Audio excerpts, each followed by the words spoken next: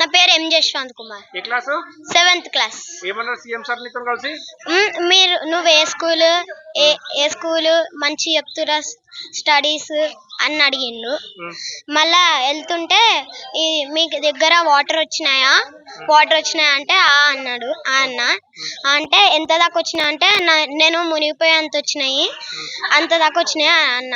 అంటే మళ్ళా ఏమైనా ప్రాబ్లమ్స్ ఉన్నాయని అంటే అంకుల్ సార్ అని అన్న. సార్ అని అంటే గేట్స్ పెట్టియాలా లేక మా గల్లీలకు వాటర్ వచ్చేస్తాయి అని అన్న. మాట్లాడుతుంటే పోయింది.